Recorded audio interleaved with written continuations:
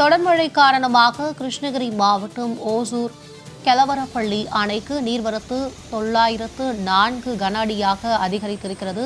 நாம் அண்மை செய்தியாக பார்த்து கொண்டிருக்கிறோம். கெலவரப்பள்ளி அணைக்கு நீர்வரத்து அதிகரித்திருக்கிறது. 94 கன அடியாக அதிகரித்திருப்பதாக ஒரு தகவல் வெளியாகியுள்ளது. நாம் அண்மை செய்தியாக பார்த்து கொண்டிருக்கிறோம்.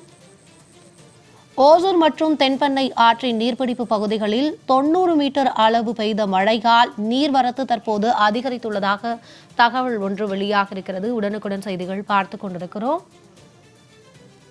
இதுகுறித்தான முழு விவரங்களை செய்தியாளர் பிரகாஷ் வழங்க கேட்கலாம். வணக்கம் பிரகாஷ். கெலவரப்பள்ளி அணைக்கு நீர்வரத்து தற்போது அதிகரித்திருக்கிறது. கனமழை காரணமாக இந்த நீர்வரத்து அதிகரித்ததாகவும் ஒரு தகவலானது வெளியாக இருக்கிறது. இதுகுறித்தான முழு விவரங்களை பதிவு பண்ணுங்க.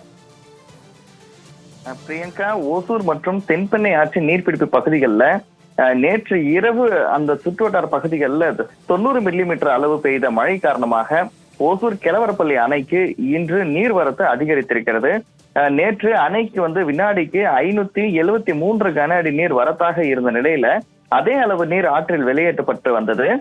இந்த நிலையில இன்று காலை நிலவரப்படி பார்த்தோம்னால் அணைக்கு தொடர் மழையால் நீர்வரத்து தொடர்ந்து அதிகரித்தது.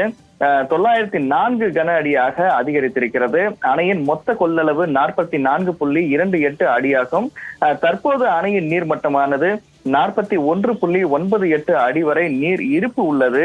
அணையின் பாதுகாப்பு கருதி அணையிலிருந்து அதே அளவான 794 கன அடி நீர் தென்பெண்ணை ஆற்றில் தற்போது திறந்து விடப்பட்டிருக்கிறது. ஆற்று நீரில் குவியல் குவியலாக ரசாயன நுரைகள் செல்கிறது. மழை காலங்களில் ரசாயன நுரைகள் கடும் துர்நாற்றத்துடன் செல்வது வாடிக்கையான ஒன்றாக விட்ட நிலையிலும் தற்போதும் அதிக அளவு நுரைகள் செல்கிறது.